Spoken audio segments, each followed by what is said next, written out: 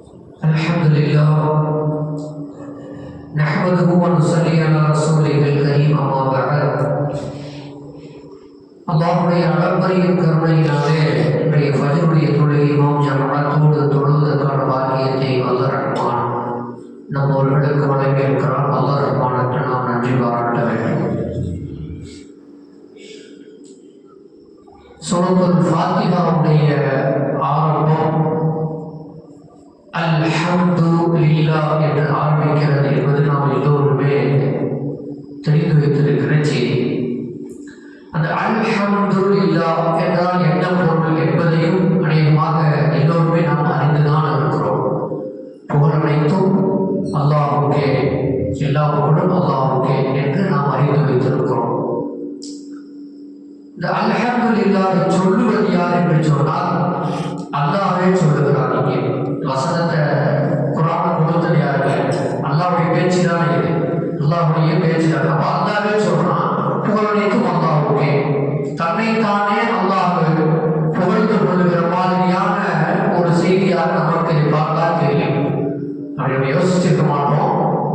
ஆனால் அப்படியும் யோசித்தால் தன்னைத்தானே அல்லாஹ் புகழ்ந்து கொள்ளுகிறான் அப்படிங்கிற மாதிரியா நமக்கு தெரியும். ஏன்னா அல்லாஹ் வசனத்தை இறக்கி வச்சிடான். அவனே என்ன சொல்றான்னு சொன்னா எல்லா புகழும் அல்லாஹ்வுக்கே அப்படிங்கிற மாதிரி சொல்றான்.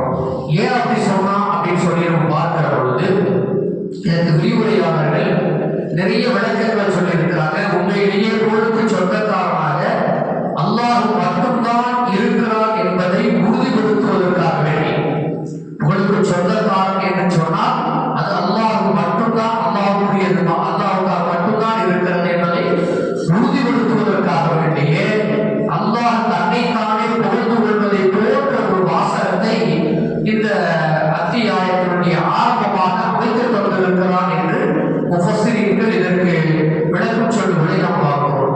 இப்படி சொல்லும் பொழுது நமக்கு இன்னொரு சந்தேகம் வரும். நம்ம அல்லாஹ் யாரையும் புகழக்கூடாதா? ஒரு நிர்வாகம், உதாரணத்துக்கு நம்ம பள்ளியினுடைய நிர்வாகத்தை எடுத்துக்கொள்வோமே, நம்ம அற்புதமா நிர்வாகம் பண்ணிட்டு இருக்கிறாங்க அப்படின்னு நம்ம சொல்றோம்னா அவங்களை புகழ்ந்ததாக அது போதுதான் இருக்கிறது. அப்படி சொல்லலாமா சொல்லக்கூடாதுன்னு சொன்னா அது மாதிரியான விஷயங்கள், ஒரு நல்ல விஷயங்களை செய்கிற பொழுது, நல்ல காரியங்களை செய்கிற பொழுது, ஒரு நிறைய கொடை கொடுக்கிறார் அவரை கொடைவர்கள் என்று சொல்லுவது, நிறைய சமூக பணி ஒருவர் செய்கிறார் அவரை பார்த்து சமூக ஆர்வங்கள் என்று சொல்லுவது, எல்லாமே புகழ் தான். இது மாதிரியான புகழ் என்பது பொதுவாக மனிதர்களுக்கு தாராளமாக சொல்லலாம், செய்யலாம். அதில் எந்த விதமான மாற்று கருத்தும் இல்லை. ஆனால் இங்கே அல்லாஹ் சுப்ஹானஹு வ தஆலா இந்த அல்ஹம்துலில்லாஹ் பற்றி எதை நாடுகிறான் என்று சொன்னால் இந்த உலகத்தில் எத்தனையோ நிஅமத்துகளை அல்லாஹ் கொடுத்திருக்கிறான். ஒரு நிஅமத்து, ரெண்டு நிஅமத்து இல்ல. அல்லாஹ்வே குர்ஆன்ல சொல்றான், நீங்க கணக்கிட்டா உங்களால கணக்கிடவே முடியாது. லா தஹஸுஹா, உங்களால் கணக்கிடவே முடியாது. அவ்வளவு நிஅமத்துகள். உதாரணத்துக்கு ஒரு சூரியனை எடுத்துக்கிறேன். படைக்கப்பட்டிருக்கிற சூரியன், அந்த சூரியன் இல்லைன்னா இங்க முளைக்கின்ற செடிகள் எல்லாம் பச்சையம் இல்லாமல் போய்விடும். நம்ம அறிவியல் படிச்சோம், நமக்கு தெரியும். நம்ம படிச்சவங்களுக்கு நமக்கு விளக்கும். பச்சையம் இல்லாமல் போயிடும், செடியை முளைக்க. ஒரு மரத்தினுடைய நிழலுக்கு கீழே இருக்கிற அந்த வயலில் இருக்கிற நெற்பயிரை பாருங்களேன், பார்த்தாலே தெரியும். மற்ற இடத்துல இருக்கிற நெற்பயிர்கள் எல்லாம் என்ன செய்யணும்னு சொன்னா நல்லா பச்சையத்தோடு செழித்து வளரும். அப்படியே அந்த மரத்துக்கு கீழே நிழலில் இருக்கக்கூடிய அந்த பயிர் அப்படியே அமைங்கி போய் உட்கார்ந்திருக்கும், எழுந்து வராது. காரணம் சூரியன், அங்கே சூரியனுடைய ஒளி அங்கே தேவைப்படுகிறது. அது என்ன கிடைக்குது அப்படிங்கிறது அறிவியல், நம்ம உள்ள போக வேண்டாம். இது மாதிரியான விஷயங்கள் நம்ம பார்த்தோம்னு சொன்னா ஒவ்வொன்றுமே நியமத்து. இந்த உலகத்தில் படைக்கப்பட்டிருக்கிற எல்லாம் நியமத்தாக இருக்கிறது என்று சொல்லி நம்ம சொன்னா நம்ம புரிந்து கொள்ள முடியும். அதே போன்று இன்னும் நிறைய செய்திகளை உங்களால் சொல்லலாம். இப்ப நமக்கெல்லாம் திசை காட்டும் கருவி என்பது வந்துவிட்டு ஒரு பயணத்துல போறோம், எந்த திசையில் பயணிக்கிறோம், கடல்ல பயணிக்கிறவங்களுக்கு குறிப்பா கடல்ல பயணிக்கிற பார்த்தீங்களா, கடல்ல பயணிக்கிற பொழுது திசை காட்டும் கருவி என்பது இப்பொழுது மிக அவசியமான ஒன்று. தரையில் கூட எப்படியாவது கண்டுபிடிக்கலாம்.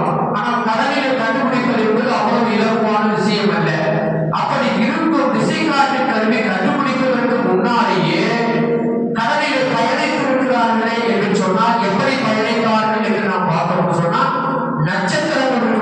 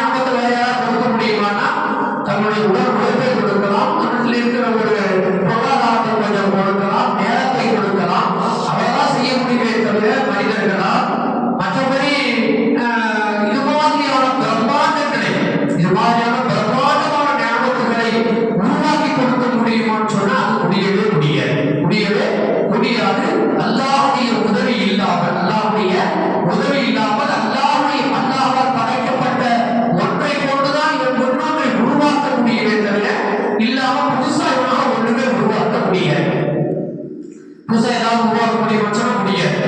அல்லாஹ் உருவாக்கி வச்சிருக்கிறதுலே என்ன செய்வான்னு சொன்னா இவங்க மூளை கொஞ்சம் அதை கொடுத்துருக்கிறோம். அந்த மூளையை பயன்படுத்தி இன்னொன்று என்ன செய்வான்னு சொன்னா இதையெல்லாம் ஒன்றா சேர்த்து பார்த்தா எதையாவது ஒன்று உருவாக்குவோம்.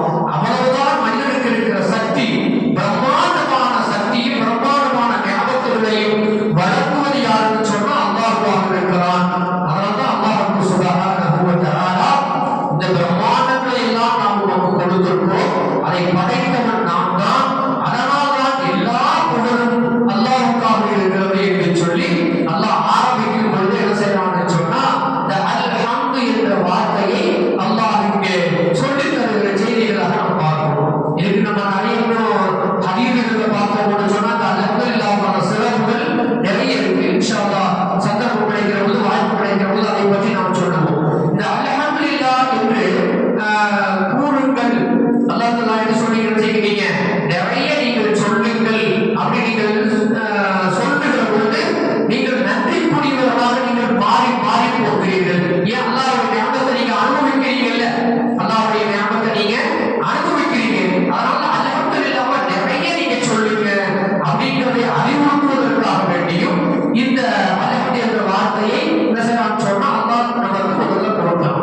ஒரு மிடல் தண்ணீர் குடிக்கின்றோம் அல்ஹம்துலில்லாஹ், ஒரு கவல உணவு கொண்டுகிறோம் அல்ஹம்துலில்லாஹ், என்னுடைய வயிற்றிலிருந்து கழிவுகள் வெளியானது அல்ஹம்துலில்லாஹ். இப்படி எல்லா விதமான அல்லாஹ்வுடைய ஞாபகங்களை அனுபவிக்கிற பொழுதும் நாம் அல்ஹம்துலில்லாஹ் சொல்ல வேண்டும் என்று படிக்கப்பட்டிருக்கிறோம். அதை நினைவுபடுத்துவதற்காக வேண்டியே நாம் இந்த வசனத்தை ஓதுகிற போதெல்லாம் நினைவுக்கு கொண்டு வர வேண்டும் என்பதற்காக வேண்டியும் அல்லாஹ் என்ன செய்யறான்னு சொன்னா அல்ஹம்துலில்லாஹ் என்று சொல்லி நமக்கு நன்றி பாராட்டுதல் வேண்டும் என்கிற ஒரு உணர்வு படத்திலே வர வேண்டும் என்பதற்காக வேண்டியும் இந்த வசனத்திலே அல்லாஹ் அல்ஹம்து என்ற வார்த்தையை துவக்கமாக அதை அமைத்து கொடுத்திருக்கிறான் என்பதை நாம் பார்க்கிறோம். அதே போல ஒரு பெருமானார் ஸல்லல்லாஹு அலைஹி வஸல்லம் அவர்களுடைய ஒரு ஹதீஸ் ஒன்று நம்ம எல்லாம் அறிந்திருப்போம். அஃதல் திக்ரி லா இலாஹ இல்லல்லாஹ், திக்ரிகளிலேயே சிறந்த திக்ர் சொன்னா லா இலாஹ இல்லல்லாஹ் என்பது நாம் எல்லோருமே அறிந்திருக்கிற செய்தி. அதே போல இன்னொரு ஹதீஸ்ல பார்ப்போம், துஆக்களிலேயே சிறந்தது லா இலாஹ இல்லல்லாஹ். நீங்க துஆ செய்றீங்களே அது லா இலாஹ இல்லல்லாஹ் வெறும் லா இலாஹ இல்லல்லாஹ் நீங்க சொல்லிட்டு உட்கார்ந்துட்டீங்கன்னா கூட அது மிகப்பெரிய துஆ. அந்த துஆவுக்கு நிகர் வேறு இல்லை.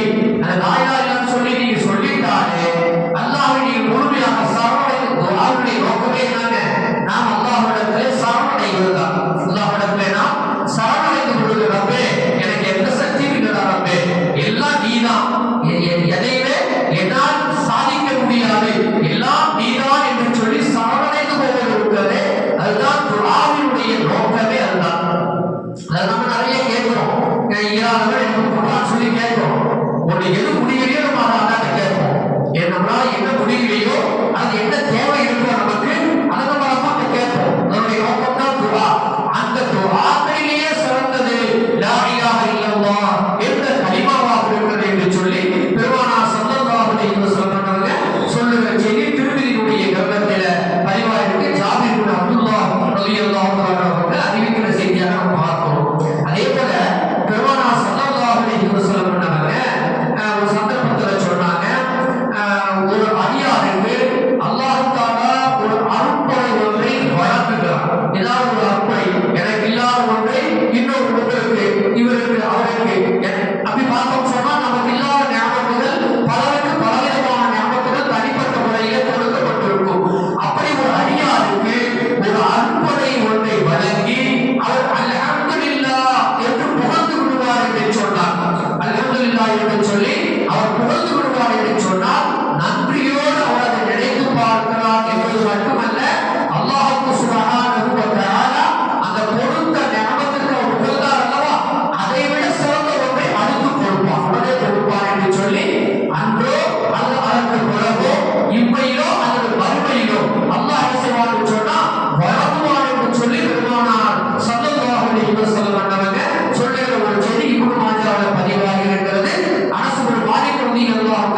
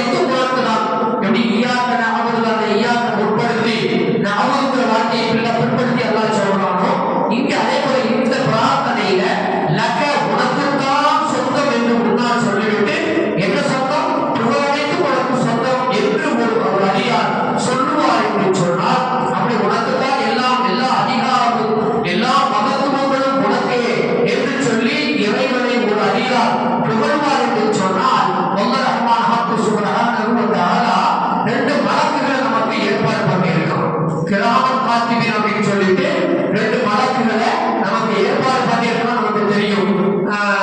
கிராம காத்திபின் அப்படின்னு சொன்னா சந்தையான எழுத்தாளர்கள் அப்படின்னு பொருள். கிராமம் ஒரு பேர், காத்திபின் ஒரு பேர் அல்ல. அதை அப்படி தவறா நம்ம சொல்லப்பட்டு விட்டோம், நாம் அப்படி விளக்கப்பட்டிருக்கிறோம். கிராம காத்திபின் என்பது சந்தையான எழுத்தாளர்கள். நம்ம இடத்துல நன்மை எழுதக்கூடிய தீமையை எழுதக்கூடிய ரெண்டு வழக்குகள் இருக்காங்க. அந்த ரெண்டு பேருக்கும் அல்லாஹ் சொல்லுகிற வார்த்தை சந்தையான எழுத்தாளர்கள் அப்படின்னு சொல்லி பேரதான் அல்லா சொல்லி காட்டுவோம். அந்த சந்தையான எழுத்தாளர்கள் சொன்னா தயார் நிலையில இருக்காங்க. எங்க ஐயா என்ன செய்ய போகிறான், என்ன நன்மைகளை செய்கிறான், என்ன தவறுகளை செய்கிறான் என்று எல்லா நேரங்களிலேயும் தயார் நிலையிலே இருப்பார்கள். அந்த நேரத்திலே இந்த அடியார் யாரபி லகல் ஹம்து கமா யம்பகி லிஜலாலி வஜ்ஹிக வ அலீமி சுல்தானிக என்று சொன்னவுடன் இதற்கு என்ன நன்மையை எழுதுவது அப்படின்னு தீர்மானிக்க முடியாமல் ரெண்டு மடங்குகளும் நன்மையை எழுதக்கூடியவரும் தீமையை எழுதக்கூடியவரும் என்ன செய்யறாங்கன்னு சொன்னா ரப்பிலேயே போறாங்க. ரப்பிடத்திலேயே சென்று ரப்பே உன்னை இப்படி ஒரு அடியார் புகழ்ந்தார், இதற்கு என்ன நன்மை எழுதுறதுன்னு சொல்லி எங்களுக்கு நீ சொல்ல. ஒரு நன்மையை செஞ்சா 10 நன்மை எழுதுறது நன்மைகளுக்கு அப்படின்னா அந்த மாதிரி சொல்லி கொடுக்குறது நாங்க எழுதுறோம். ஆனா இந்த வாசகத்துக்கு என்ன எழுதணும் அப்படிங்கிறது எங்களுக்கு தெரியல என்று ரப்பிடத்திலே போகிற பொழுது அவர் என்னை சந்திக்க கண்டிப்பாக வருவார். அது இயல்பான ஒன்று. மரணம் ஒன்று இருக்கிறது, நாளை மனுஷன் ஒன்று இருக்கிறதா, சந்திக்க கண்டிப்பாக அவர் வருவார். வருகிற பொழுது இதற்கான கூலியை நானே அவருக்கு கொடுத்து விடுகிறேன், நீங்கள் இதை ஓதினார் என்று மட்டும் எழுதி வைத்து விடுங்கள் என்று பெருமானார் ஸல்லல்லாஹு அலைஹி வஸல்லம் அவங்க இந்த ஹம்து என்ற இந்த வார்த்தைக்கான மகத்துவத்தை சொல்லித் தருகிற செய்திகளை பார்ப்போம். நான் சொன்ன இந்த நிகழ்வு ஹஜ்ரத் இப்னு உமர் ரலியல்லாஹு தஆலா அவங்க அறிவிக்கிறாங்க. இப்னு மாஜால இந்த செய்தி பதிவு செய்து வைக்கப்பட்டிருக்கிறது என்பதை பார்ப்போம். அல்ஹம்து என்கிற அந்த வார்த்தைக்கு அவ்வளவு மகத்துவம் இருக்கிறது. நம்முடைய சிற்றறிவுக்கு விளங்கிய அடிப்படையில் நாம் இந்த செய்திகளை சொல்லியிருக்கிறோம். இதனுடைய பிரம்மாண்டம் மிகப்பெரியது. இதனுடைய பிரம்மாண்டம் என்பது மிகப்பெரியது. அல்லாஹ் ரஹ்மான் சுப்ஹானஹு வ தஆலா நம்மவர்களுக்கு எல்லா நிலைகளிலேயும் அல்லாஹ்வை புகழக்கூடிய பாக்கியத்தை அல்லாஹ் தந்து அருள் புரிவானாக. வாஹிரு தஅவானா அல்ஹம்துலில்லாஹி ரப்பில் ஆலமீன். சுப்ஹானல்லாஹி வ பிஹம்திஹி சுப்ஹானல்லாஹு வ பிஹம்திஹி